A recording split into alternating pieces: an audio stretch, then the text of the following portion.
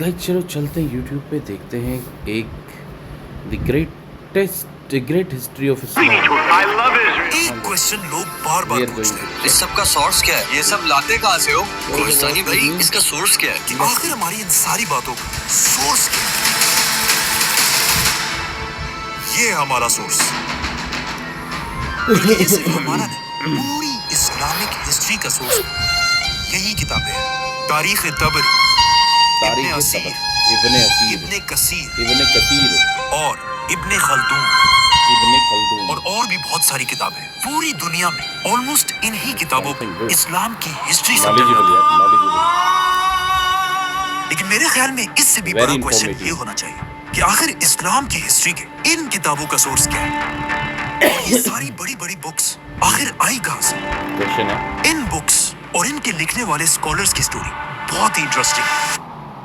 آج سے 1400 سال پہلے رسول اللہ صلی اللہ علیہ وسلم کی وفات کے بعد ان کے پہلے خلیفاؤں نے ابو بکر، عمر، عثمان اور علی رضی اللہ عنہ نے اسلام کی کوئی بھی ہسٹری نہیں لکھی، کیونکہ لکھنے کی ضرورت ہی نہیں تھی. زیادہ تر صحابہ اب بھی زندہ تھے اور انہیں اسلام کی ساری ہسٹری کا پہلے سے پتا تھا. لیکن آہستہ آہستہ جیسے جیسے صحابہ دنیا سے جانے لگے، مسلمانوں کی نئی جنریشنز اسلام کی ہسٹری کو بدر، احد، خندق جیسی جنگوں کو بھولنے لگے. اور کچھ ینگ لوگ تو اسلام کے ہیروز جیسے خالد بن ولید اور علی رضی اللہ عنہ کو چھوڑ کر رومن اور پرشین امپائر کے ہیروز ہرکیلیز اور رستم سے امپریس ہونے لگے. اب اس ینگ جنریشن کو اسلام کے ہیروز کی یاد دلانے کے لیے پہلی بار مسلمانوں کے ایک بہت بڑے خلیفہ نے کام شروع کیا، جن کا نام تھا عمر بن عبدالعزیز. عمر بن عبدالعزیز نے خلیفہ بنتے اس زمانے کے ایک بہت بڑے اسکالر ابن شہاب الزہری کو اپنے پاس بلایا اور انہیں حکم دیا کہ میری اس خلافت میں مسلمانوں کو رسول اللہ صلی اللہ علیہ وسلم کی زندگی کے بارے میں ہر جگہ جا کر لیکچرز دو. اب عمر بن عبدالعزیز کے زمانے میں دنیا کے آخری کچھ ہی صحابی زندہ تھے، تو ابن شہاب نے ان سے رسول اللہ صلی اللہ علیہ وسلم کی زندگی کے بارے میں سیکھا اور اسے آگے اپنے اسٹوڈنٹس کو سکھانے لگے، تاکہ کہیں ایسا نہ ہو کہ آنے والے مسلمان ہمارے ان گریٹ ہیروز کو بھول جائیں. اور ان کے انہی میں سے دو اسٹوڈنٹس کو آج پوری دنیا جانتی ہے، ابن اسحاق اور امام مالک. جس کے بعد ابن شہاب نے اسلام کی تاریخ کی سب سے پہلی کتاب لکھی. لیکن جیسے ہی انہوں نے یہ کتاب پوری کی، خلیفہ عمر بن عبدالعزیز کو شہید کر دیا گیا. اور عمر بن عبدالعزیز کے شہید ہوتے ہی اس کے صرف 30 سال بعد پوری بنو امیہ کی حکومت ٹوٹ گئی، اور بنو امیہ کے ساتھ ساتھ ابن شہاب کی لکھی ہوئی اسلام کی تاریخ کی پہلی کتاب بھی دنیا سے غائب ہو گئی. اب بنو امیہ کی خلافت تو دنیا سے ختم ہو گئی، لیکن اس کے بعد دنیا میں ایک نئی خلافت شروع ہوئی، عباسی خلافت.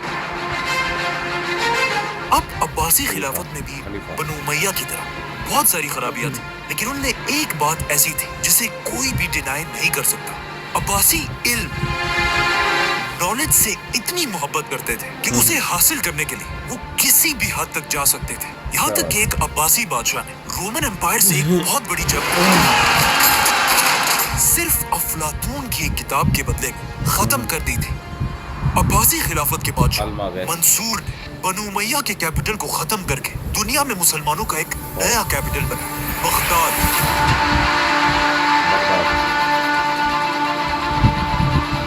اور اس کے اندر اس نے دنیا کی سب سے بڑی لائبریری بنائی، جسے آگے جا کر بیت الحکمہ، ہاؤس آف وزڈم کا نام ملا. یہ لائبریری بناتے ہی عباسی بادشاہ منصور نے اسی ابن شہاب الزہری کے اسٹوڈنٹ ابن اسحاق کو اپنے پاس بلایا اور اسے حکم دیا کہ جاؤ اور اسلام کی ہسٹری پر دوبارہ ایک کتاب لکھو، لیکن کوئی ایسی ویسی کتاب نہیں، آدم علیہ السلام سے لے کر مجھ تک اس میں پوری دنیا کی ہسٹری ہونی چاہیے. ابن اسحاق نے بالکل ایسا ہی کیا اور منصور کے آرڈرز پر مسلمانوں کی پہلی کمپلیٹ تاریخ لکھی. یہ حدیث کی کتاب نہیں بلکہ ایک ہسٹری کی کتاب تھی. لیکن آج ابن اسحاق کی یہ امپورٹنٹ بک بھی دنیا سے غائب ہو چکی ہے. لیکن اب کوشچن ہے کہ آخر کیوں یہ ساری کتابیں دنیا سے غائب ہو رہی تھی؟ کیونکہ اب تک مسلمانوں کو پیپر کی ٹیکنالوجی کا پتہ نہیں تھا، اور یہ ساری کتابیں پرانے زمانے کے ایک بہت ہی مہنگے مٹیریل پاپائرس پر لکھی جاتی تھی، جسے مسلمان ان چھوٹے چھوٹے پتوں کو ملا کر بناتے تھے، جو پیپر کے مقابلے میں ایک بہت ہی مشکل کام تھا۔ پیپر کی ٹیکنالوجی اس زمانے میں دنیا کے صرف ایک ہی ملک میں تھی، مسلمانوں کی خلافت سے بہت دور، چائنا۔ اور پیپر کی اس ٹیکنالوجی کو چائنا کے بادشاہوں نے پوری دنیا سے چھپا کر رکھا تھا، لیکن بہت جلد یہ سب بدلنے والا تھا، کیونکہ عباسی خلافت کے آتے ہی کچھ ہی عرصے بعد مسلمانوں اور چائنیز ایمپائر کی سب سے بڑی جنگ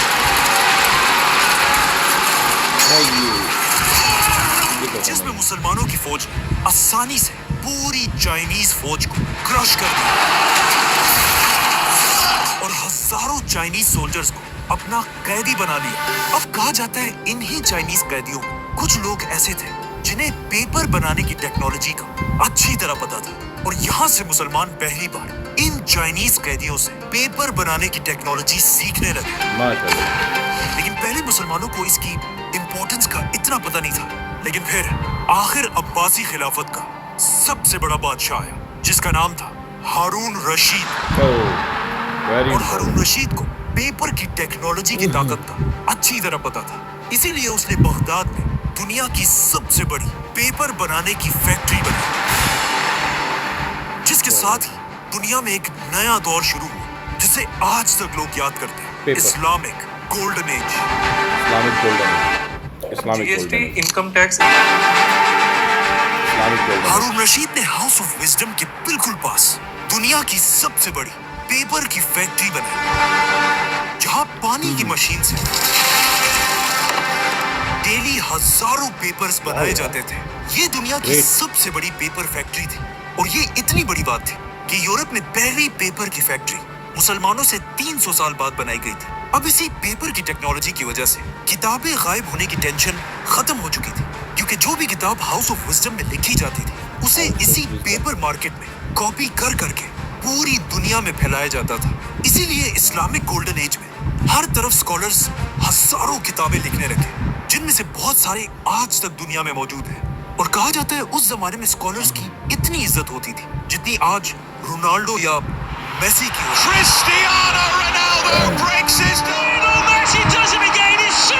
اسی گولڈن ایج میں صحیح بخاری اور صحیح مسلم جیسی احادیث کی 6 بڑی کتابیں لکھی گئی، لیکن اب بھی ایک بہت بڑا مسئلہ یہ تھا کہ ابن اسحاق کی کتاب غائب ہونے کی وجہ سے اسلام کی ہسٹری پر کمپلیٹ کوئی بھی کتاب نہیں تھی۔ تو اب یہ دیکھ کر اسی ابن اسحاق کے اسٹوڈنٹ ابن ہشام نے دوبارہ ایک بار پھر اسلام کی ہسٹری پر کتاب لکھی، اور پیپر کی ٹیکنالوجی کی وجہ سے ابن ہشام کی یہ کتاب آج تک ہمارے پاس پڑی ہوئی ہے، بلکہ اس کتاب کا نیا ورژن آپ کو آسانی سے کہیں سے بھی مل جائے گا۔ یہ اسلام کی ہسٹری کی سب سے پرانی کتاب ہے۔ اب ابن ہشام کے بعد ہر طرف اسلام کی ہسٹری پر کتابیں لکھی جانے لگی، جس میں اسلام کی نیکسٹ ہسٹری کی کتاب الواقدی نے لکھی۔ یہ ہے واقدی کی کتاب، لیکن آج بہت سارے اسکالرز واقدی کی کچھ باتوں کو صحیح نہیں سمجھتے، جس کے بعد واقدی کے اسٹوڈنٹ نے بھی ایک کتاب لکھی، طبقات ابن سعد، جس میں اس نے سارے صحابہ کی سٹوریز لکھی۔ اور آخر اسی دور میں ایک ایسی کتاب لکھی گئی کہ اگر آپ کو اسلامک ہسٹری کا تھوڑا بھی پتہ ہے تو اس کتاب کا نام آپ نے ضرور سنا ہوگا، اور اس کتاب کا نام ہے تاریخ الطبری۔ یہ ہے تاریخ الطبری، جو اسلامک گولڈن ایج کے ایک بہت بڑے اسکالر تھے، اور بغداد کے ایک اسکول میں 10 دینار کی سیلری پر اسٹوڈنٹس کو پڑھایا کرتے تھے۔ لیکن آہستہ آہستہ جب لوگوں کو امام طبری کی انٹیلیجنس کا پتہ چلا، کہا جاتا ہے ایک بار ان کے اسکول نے خوش ہو کر ان کے سامنے گولڈ دینارز کا ایک خزانہ رکھا، لیکن امام طبری نے اس سے صرف اپنے 10 دینار اٹھائے اور کہا یہی میری تنخواہ ہے، اس سے زیادہ میں ایک پیسہ بھی نہیں لوں گا۔ طبری نے اپنی اس کتاب میں آدم علیہ السلام سے لے کر عباسی خلافت کے سارے حالات لکھے ہیں۔ ان کے علاوہ اور بھی بہت سارے اسکالرز تھے، لیکن یہاں ہم صرف انہیں ڈسکس کر رہے ہیں جنہوں نے اسلام کی ہسٹری پر بڑی بڑی کتابیں لکھی۔ تاریخ الطبری عباسی خلافت کی آخری بڑی کتاب تھی، کیونکہ اس کے بعد عباسی خلافت آہستہ آہستہ کمزور ہونے لگی۔ آخر آہستہ آہستہ مسلمان اتنے کمزور ہو گئے کہ اس کا سب سے بڑا فائدہ یورپ کے پوپ نے اٹھایا، اور یورپ کے کرسچنز کو جمع کر کے مسلمانوں کے فلسطین پر حملہ کر دیا اور جروسلم پر قبضہ کر لیا. لیکن فلسطین کھو دینے کے بعد بھی بالکل آج کی طرح مسلمان لیڈرز کو کوئی پرواہ نہیں تھی. فلسطین دوبارہ فتح کرنے کا خواب مسلمان بادشاہوں سے زیادہ اس زمانے کے اسکالرز کے دلوں میں تھا، جس میں سب سے بڑے اسکالر کا نام تھا امام ابن عساکر، جو اتنے بڑے اسکالر تھے کہ ان کی صرف ایک کتاب کے 70 والیومز ہیں. امام ابن عساکر دمشق کے اسٹوڈنٹس کو اسلام کی ہسٹری سکھایا کرتے تھے اور انہیں بتاتے رہتے تھے کہ ایک دن مسلمان فلسطین دوبارہ ضرور فتح کریں گے. امام ابن عساکر کے انہی اسٹوڈنٹس میں سے ایک نے آگے جا کر فلسطین فتح بھی کیا، جس کا نام تھا صلاح الدین ایوبی، جو 2 لاکھ کی فوج لے کر فلسطین کو دوبارہ فتح کرنے کے لیے روانہ ہوا. بائی دی وے، جب صلاح الدین فلسطین کی طرف جا رہے تھے، اسی دور کے بغداد میں ایک بہت ہی عجیب کتاب لکھی گئی جس کا نام تھا فضائل یزید. اس کتاب میں یزید کو اسلام کے ایک بہت بڑے ہیرو کی طرح پریزنٹ کیا گیا تھا اور ایسا دکھایا گیا تھا کہ یزید سے زیادہ نیک انسان تو کوئی ہے ہی نہیں. اور یہ کتاب اتنی فیمس ہوئی کہ کچھ مسلمان واقعی میں یزید کو اسلام کا ہیرو ماننے لگے.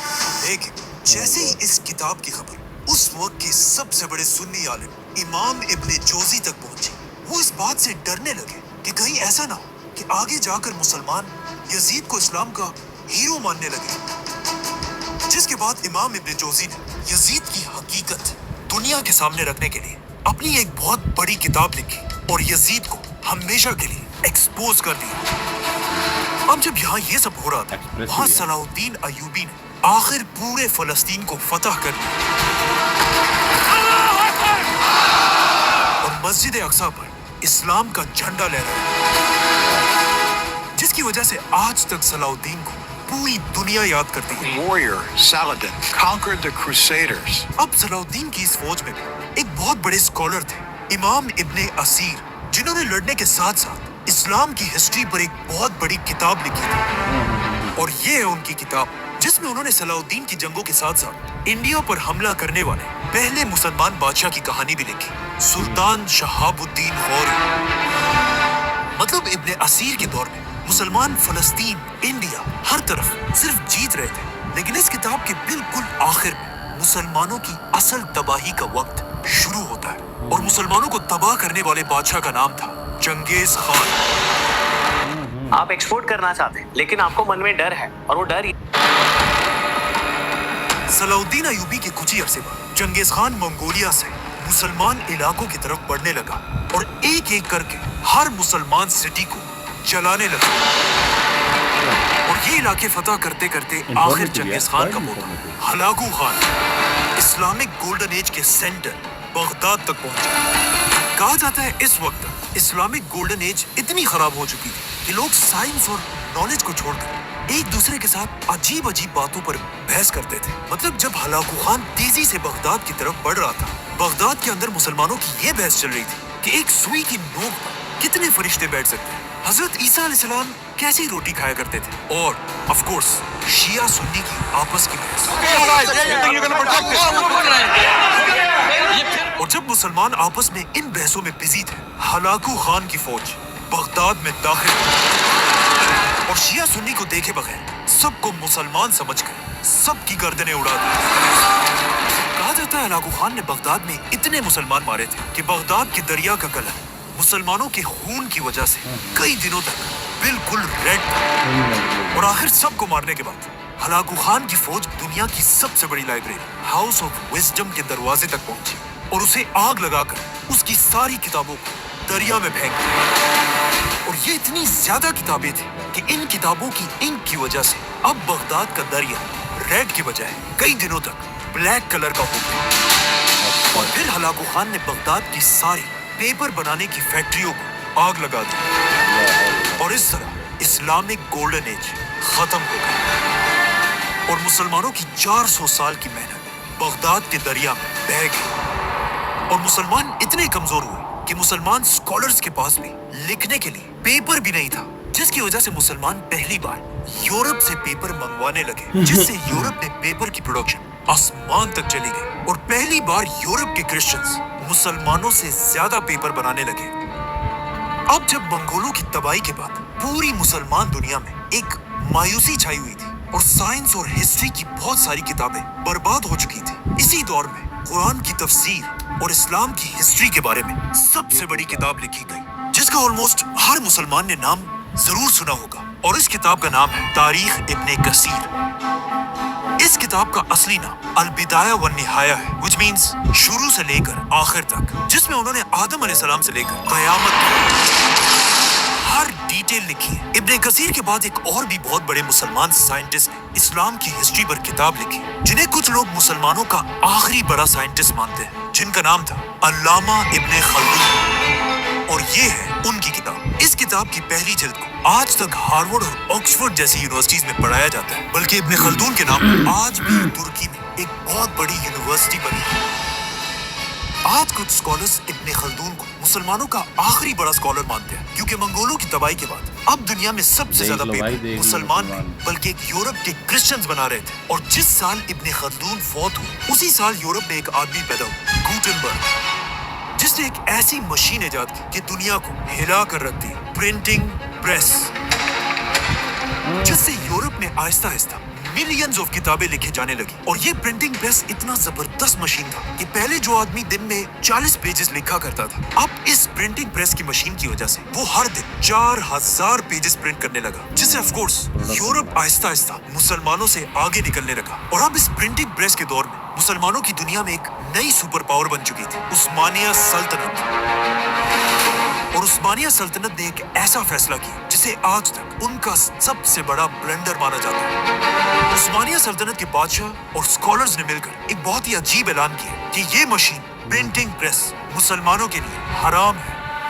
और वो इसलिए क्योंकि कुछ स्कॉलर्स ने कहा कि इल्म सिर्फ कलम से लिया जा सकता है, मशीनों से नहीं। कुछ ने कहा कि ये तो एक क्रिश्चियन इन्वेंशन है, इसे तो हराम होना चाहिए। और कुछ स्कॉलर्स इस बात से डर रहे थे कि अगर हर मुसलमान के हाथ में किताब आ गई तो फिर हमारा क्या होगा। जो भी हो, अब एक तरफ यूरोप के पास 1000 प्रिंटिंग प्रेस थे और दूसरी तरफ मुसलमान दुनिया में 0, मतलब एक मुसलमान अब भी दिन में सिर्फ 40 पेजेस लिख सकता था। और इसके मुकाबले में यूरोप का एक क्रिश्चियन दिन में 4000 पेजेस प्रिंट कर सकता था। ऑफ कोर्स यहाँ से मुसलमानों का डिक्लाइन शुरू और यूरोप ऊपर जाने लगा और मुसलमान इल्म और नॉलेज को छोड़कर ताजमहल जैसी बड़ी बड़ी बिल्डिंग्स बनाने लगे और यूरोप में यूनिवर्सिटीज और लाइब्रेरीज बनने लगी, जिसकी वजह से इब्ने खल्दून और अल-बेरूनी की बजाय अब दुनिया के बड़े बड़े साइंटिस्ट यूरोप में पैदा होने लगे। Leonardo da Vinci, Galileo, Newton.